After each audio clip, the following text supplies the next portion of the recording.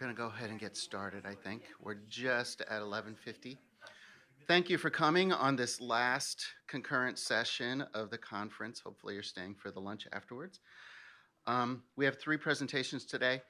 We all submitted for presentations and we really appreciate being accepted, but we were put together so we each have only 10 minutes to go. I'm Terry Brandsma, UNC Greensboro, North Carolina. The UNC system is a 17 campus system. Many people out of the state don't understand that. We are one of the sites. We're either the 5th or the 6th largest site, depending on how you count the numbers. I'm the information technology librarian. I manage the library system. I don't really deal with acquisitions other than helping acquisitions staff use our library system to do what they do. But I looked at the theme, Let the Good Times Roll, and I didn't quite understand how that animals jumping out of the zoo fit into that. I do play ukulele and I do have a lot of fun with music, so I looked up Let the Good Times Roll. The one I'm most familiar with is the Cars. Let the good times roll, let them knock you around. That's not necessarily a good thing. So I titled mine musically, Roll with the Changes. Who can tell me who sang Roll with the Changes back in 1978? REO Speedwagon. Anybody remember that? Great rock band. Yeah. UNC Greensboro and the university libraries. Here's some data. Take a look at it later. The main thing to know is our main building was built in 1950. Our tower, big brutalist structure there, was built in the 70s. Neither of the buildings are ADA compliant.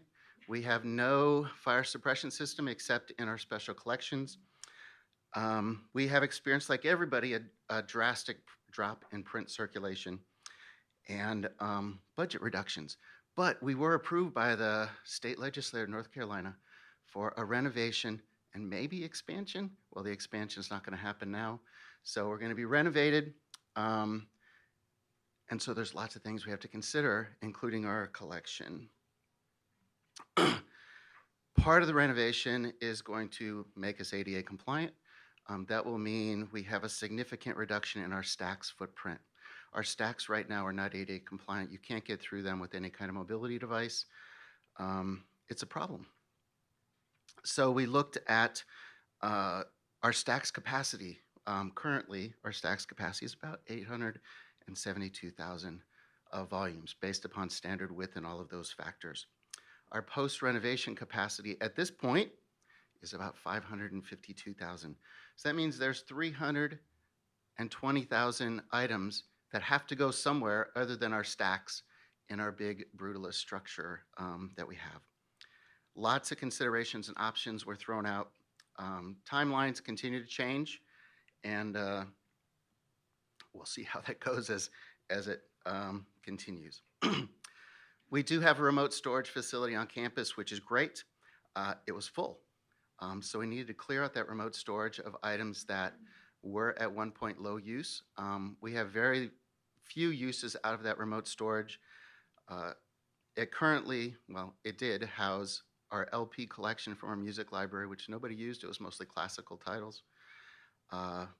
Print government documents were not a full depository, so we've decided to reduce those. And special collections items that we've moved to an additional facility off campus because those are not accessible. They're accessible, but they're not used without special permission. So one of the first things we did is we found and retained our unique and specialized collections within our stacks. We evaluated our general stacks collections. With a physical evaluation, we actually went and counted shelves and determined how much average space we had on those shelves for expansion or contraction. And then we did a systematic evaluation using whatever systems that we had that we could number crunch things with. So it comes down to either reducing and or moving items out of our stacks so that we can be prepared for our renovation, which, as you can see, is scheduled to begin January 2025. That's been pushed back. That is a pushback time. It's probably going to be pushed back again, but that's still only a little more than a year from right now. And so we really have to keep moving. It's 320,000 items we have to move out. How and what to choose. We are a WMS site, Wheelchair Management Services, OCLC product. Back in 2019, OCLC ran a green glass evaluation of 13 UNC campus collections. This was to create a retention program among those 13 for print items. So we chose to pull all of our unique items and retain those. We don't want to get rid of items that nobody else has. So anything that was unique to the world in OCLC, unique to the United States, unique to North Carolina, or unique to the UNC system, we have pulled, and those are items we will retain. Some really weird stuff in that, but we chose to do that. And then we sent our collection items over to the Internet Archive. Now we chose Internet Archive as our nonprofit to donate items to. There's lots of reasons to use them. There's reasons to use others. I can discuss that later. We don't have time to do that.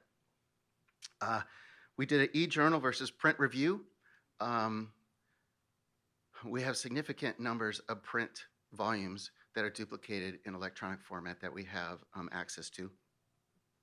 We looked at collection lists using OCLC WMS, and we used those for pulling for Internet Archive evaluation and moving to storage, and we did lots of other things to look at. So here's where our stacks reductions are coming from. 190,000 or so will go to remote storage. That means we're retaining those items. We're not getting rid of them. They're going to be in remote storage, and there are reasons and factors on why we picked what we did to remove. We have about a 60,000 volume reduction for print journal volumes, 15,000 in older or prior editions. This is one of the factors, or one of the analysis that we did with Green Glass and with Internet Archive. So Internet Archive wants some of those older editions because they don't have those particular editions, and of course they want to collect everything.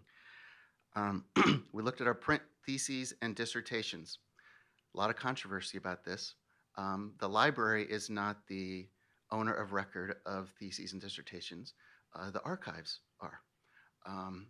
So we had many print theses and dissertations in the stacks that people would rarely ever check out, other than a year or two after they were printed, and we removed those. Special Collections was able to keep whatever they wanted. Duplicate copies. We had many, many duplicate copies. Actually, back in the 60s and 70s, it was routine practice in our library to order 2 copies of everything that was on approval plans. Many of those duplicate copies never got used. We looked at our bibliographies, directories, concordances, and other things. Many of those were created and published for particular times and reasons, and they're no longer applicable. So many of those, we're estimating about 5,000 titles. And then we moved out lots of old or unused multi-volume sets, and these can either be serial sets that weren't necessarily journals or monographic series that showed very little use. So you can see down there, 287,000 is what our projection. That means we have a 33,000 volume shortfall. What are we going to do? So what's next? Our renovation is currently in the status of costing out what's going to happen. We received $81 million from the state of North Carolina. We recently received 17.1 additional funding for cost of increases since we got the first allocation. And of course, the first submission by the architects cost way over that. So we may see further reductions in our stacks footprint. We're continuing to pull and box for Internet Archive, weeding and recycling, not just dumping in dumpsters. Don't do that. Don't put your things in dumpsters in the back. Make sure you're moving those items out. Moving to remote storage is a huge process that's going to take the entire year. And we're evaluating those 33,000 of things are checked out. We have anywhere between 10,000 and 15,000 items checked out at any one time. We have also found, as we're pulling things for Internet Archive and pulling things for remote storage, that we have lots of things that are missing. And yeah, depending on how you look at it, anywhere between 2% and like 18% in some areas are just missing, not there. So we're going to do that. And renovation, of course, is supposed to begin January 2025. What I could have covered if I had more time. Here's the thing. How we determined how we were going to reduce the numbers, why we chose Internet Archive, and how that whole process works. It's really kind of interesting. How we selected what we pulled, moved, and weeded, and the very complex pulling, moving, and catalog adjustment processes for moving things that aren't in sequence out of our collection to our remote storage facility and hopefully getting them back in sequence there. Internal, external communications. This is a really tricky thing you have to deal with, especially faculty who really love their particular print collection and don't want to see it in another location or not there at all. And then our specific timelines of our processes. So that is it for me. You have my contact. These slides will be up later. Please get in touch with me if you have any questions or details. And I'll turn it over to our next presenter. Thank you.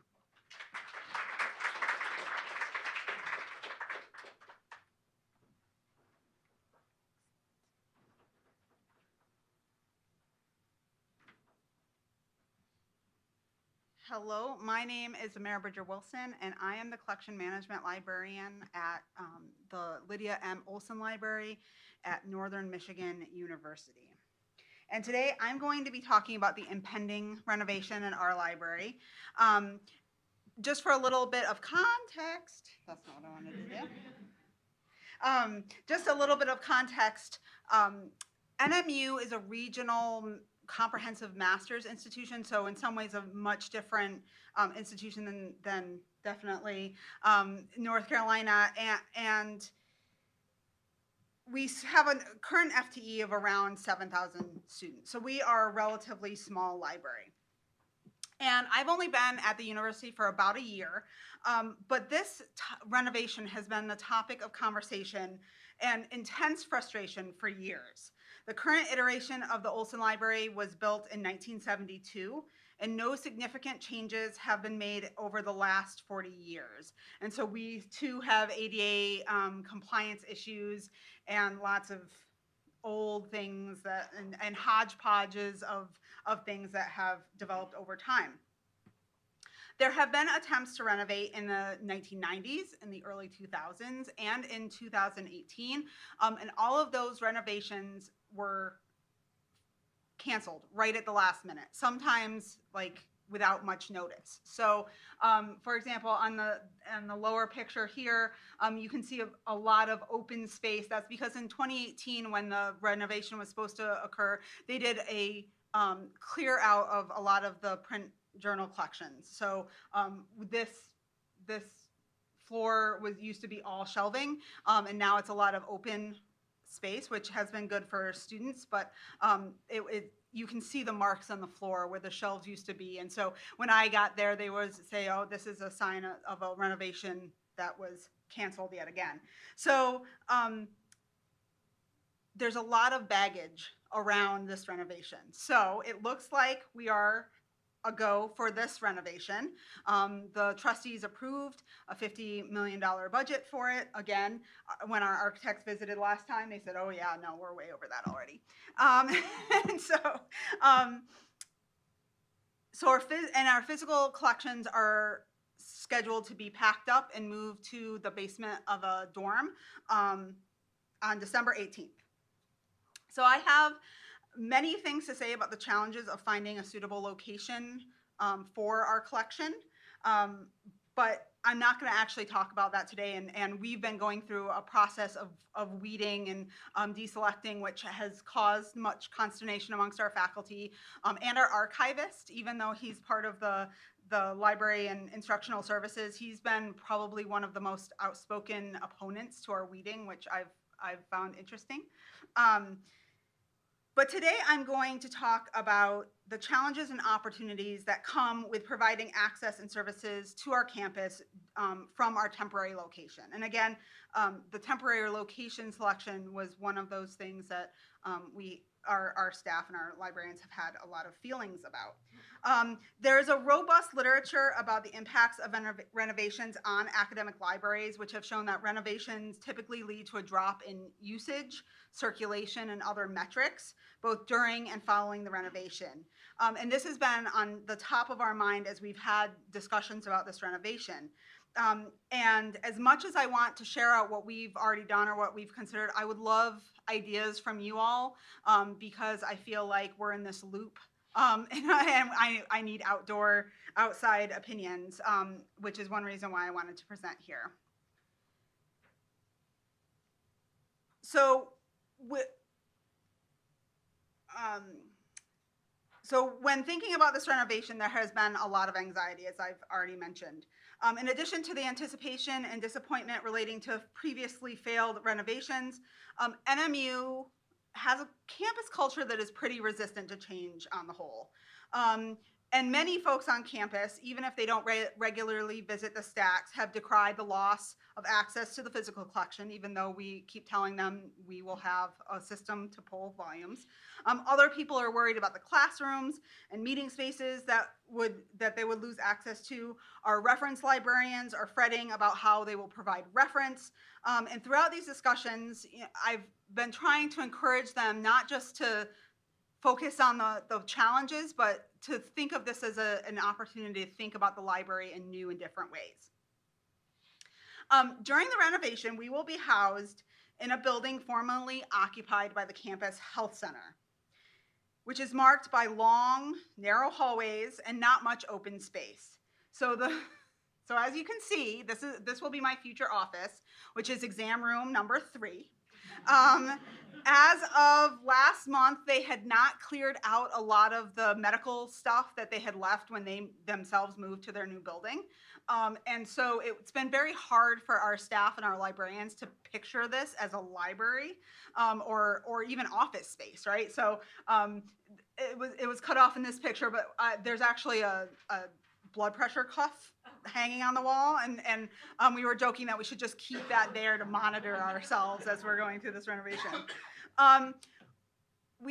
One of the reasons why we were assigned this space, though, was because there was a number of rooms that we could convert to study rooms.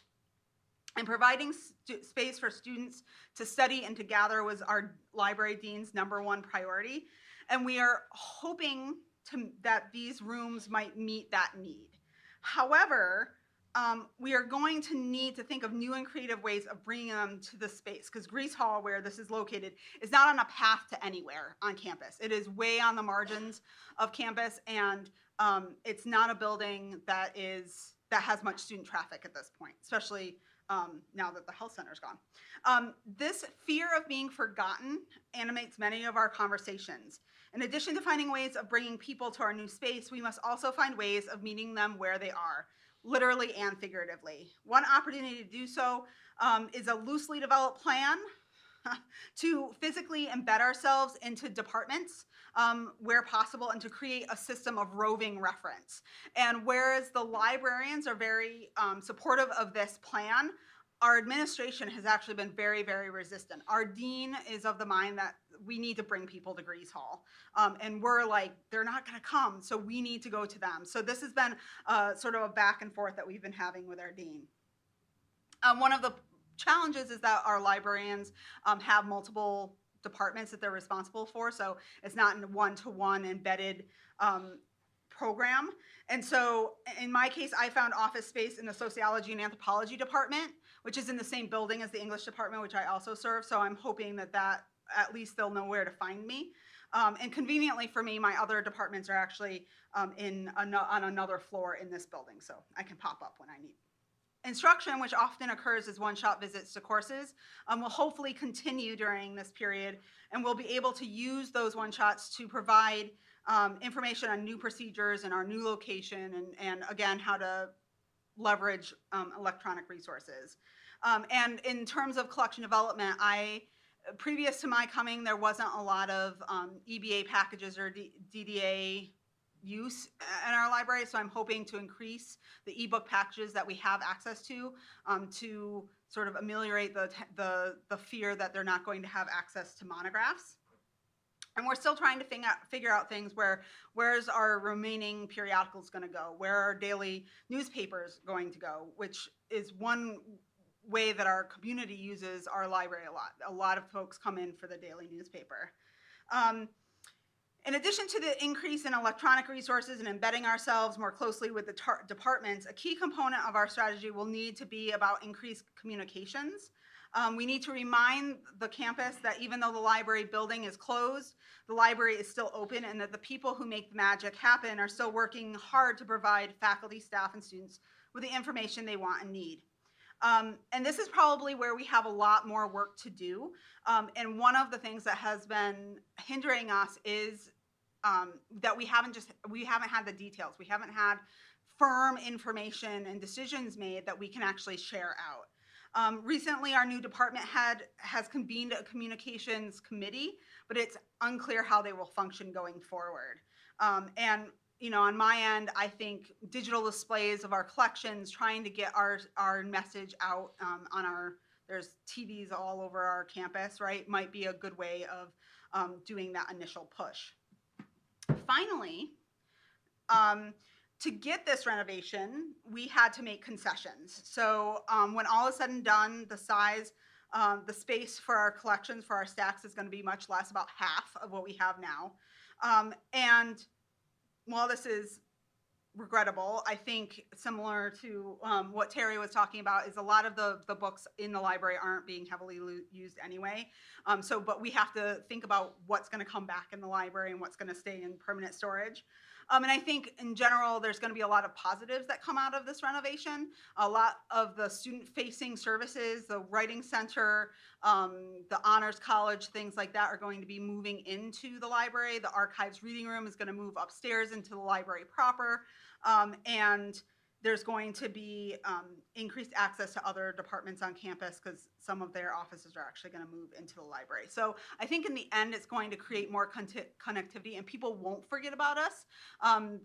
There's going to be a turnover of students. There's going to be new faculty who don't remember the old library, but we're going to have to get through this pain of how to maintain our services and connect with people during the renovation, if it actually happens.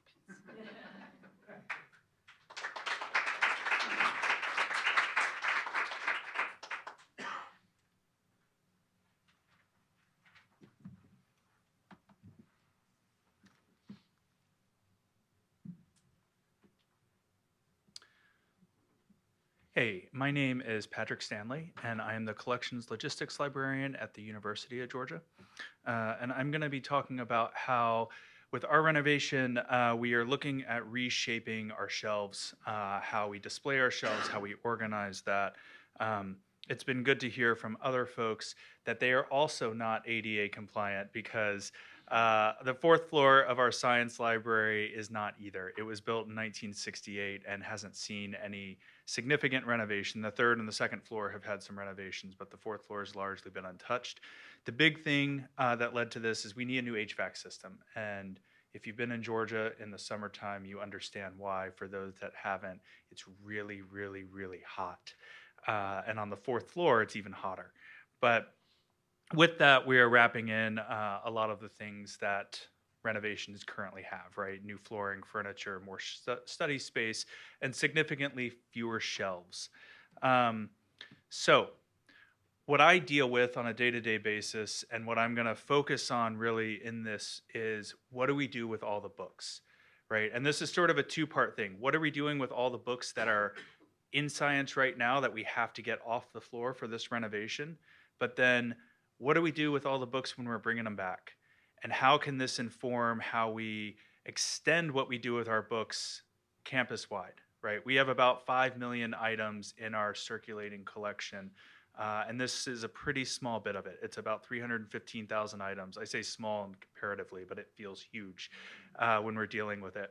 It's got a lot of different stuff up there, and we're going to be decreasing it to 75,000 items. We're going to have space for about 81 to 82,000 items, but we want to make it less bloated. So what led to this, and really what led to our ability to kind of take a closer look at what we're doing with our collection and how we're organizing our collection, were a few things, right? First of all, there's a lot less space. Um, as most libraries have, we have issues with our space diminishing, right? And we've known that for a while. But where it's come to a head here is that we have to store 315,000 items temporarily somewhere else. And so everybody has suddenly been like, and I say everybody, a lot of the decision makers have suddenly said, oh, maybe we should deal with this in a real way. So it's given us a lot of opportunity to have some really good conversation about how we collect, how we store our collections, and how we display our collections, and what parts of those collections are getting used. It's also allowed us to engage better in this sort of conversation that everybody knows is there, which is shelf bloating. Which, when I say that, I'm referring to, you go up to a column of shelves and there's stuff full, and the one next to that is stuff full, and that one. And then you're like, we're out of space to even shift. Let's just set up this overflow shelving over here so people can find things, and nobody can find anything, right? So we need to deal with that. Because it's no good, like when we as librarians can't find our stuff, we can be sure that our students can't find stuff. And then because we're going to be putting our hands on so many different things, we're going to be able to kind of address some of those catalog issues of things that aren't barcoded, a lot of things that even aren't cataloged at all, things that maybe were thought to be lost and aren't, or vice versa. So where we're at right now is we just have to weather the storm. We were supposed to actually begin our move on Monday when we got back, and then we had some vendor issues, and so that's been pushed back a couple of months, which is both, nice because we have a little more time, but also like, guys, really? We found out from them on Monday that they had some issues. So right now, storm is coming, renovation's coming. We are just throwing up plywood on the windows and trying to get through this. So we are deduplicating. We did a pretty significant deduplication process on the 4th floor, about 17,000 items. There is more that we can get through, but that was sort of the initial low-hanging fruit that we could deal with. We did a pretty in-depth analysis of our journals. Anything that we had reliable back file access to, we boxed up, we inventoried, we put into dark storage, and we've suppressed those. That was about 40,000 items. So that cleared out a ton of space. We're going to monitor the back file access over the next few years and see if that is providing enough access for our users, and then we can make decisions about the physical books themselves. We've leaned into our shared print agreements. So we have a shared print agreement. The most significant one for this project was with the University of Florida between our government documents. And we had a whole bunch of hearings that they have and we could get rid of. And so we were able to get rid of about 50,000 items with that. And that was at our offsite repository, but that is clearing up about 2,000 items or 2,000 shelves that we're going to be able to move a lot of this stuff into temporarily.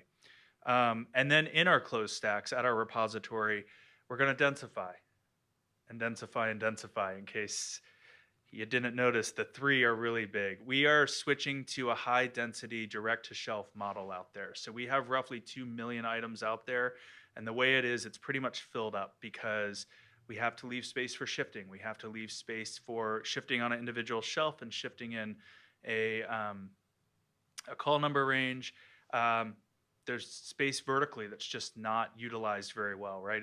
So many of our shelves look like a stock chart. You've got a 12-inch book next to a 6-inch book next to a 7-inch book. Getting all those 6-inch books on one shelf, getting all the 7-inch books, we can add shelves. So most of the columns can take an additional shelf, if not 2. We have a program called KayaSoft that our special collections library uses, and so we're going to be tying into that and utilizing that to have a long-term process to densify it. So after the renovation is done, we're bringing the books back, right? What are we trying to do with that? Well, for me, I want to focus on 3 different areas that I think are going to make a more healthy library experience for our users, right? Currency, browsability, and then this is just for the librarians to be able to eliminate shifting. So currency, pretty basic: publication date, usage stats. Make sure that when space gets tight, we are practicing a 1-in, 1-out policy. Taking a closer look at gift acceptance in some of the subject areas. And just because we don't have it, maybe we don't need to bring it in. But we can have those discussions. Usage stats, this is a big thing. We want to have a lot of current things. It's okay for us to have a 120-year-old item on there. Charles Darwin's writings get circulated a lot. Those are old. But we need to stop having the 100-year-old thing that hasn't circulated in 100 years right next to it. We need to put that out somewhere else if we're going to keep it. Browsability, right? We're all realists. We know that our students, by and large, don't learn LC call numbers as much as we might want them to, right? We teach them classes, we sometimes berate them about it, and they just don't learn it. Our students, at least, they have a findability app, they use that, they go to the aisle, they go to the column, they put their phone away, and they start looking for a title. It is really hard to find the title you're looking for when you can't tell where one book ends and the other one begins because all these library bindings look the same and are one big congealed mass in a column. So how can we improve on that? Well, by using currency, we can cut down some of that. We can make sure that what is on the shelves is not homogeneous to look at, right? Newer stuff has more color to it. The older stuff then stands out more. Stuff with titles, make sure to replace the titles when those are running, or when those are fading out. There's certain things like that, but that we can create a scenario where students can get to the shelf they need to be at and either A, find the thing they're looking for, or B, stumble across the thing they didn't know was there, right? Because we've all done research where we find the thing we didn't even know existed and it turns out to be better than what we were actually looking for. But that's really hard to do, again, when everything is packed so tightly that all you want to do is get your book and run out. So trying to create a little bit better user experience for our users. And then shifting. Between 50 and 75% of the labor from our student shelvers is spent shifting. Why? Right? This goes into if we're leaving space, if we're taking a better look at our subject areas, I believe that we can eliminate shifting, right? And then how can we use that labor if we're not shifting? We can use it to improve our collections. We can use it to better improve access for our students and things like that. That's going to come about in a couple of ways. The biggest is just maintaining empty space, right? And I don't mean huge chunks of shelving. I mean on the individual shelves, making sure that there is half a foot to a foot of space. And when that starts getting closed up, we can look at a micro area and say, let's remove these things. Let's go to a one in, one out policy and things of that sort. So that's kind of the direction that we're going to use. We're going to be using the fourth floor of science as a blueprint for this and hopefully be able to kind of farm it out to the rest of our floors in the rest of our libraries one at a time. So that is what I have, and I appreciate you letting me share it with you.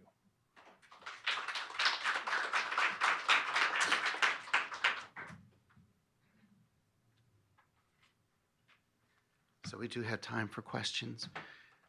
Hopefully you have some questions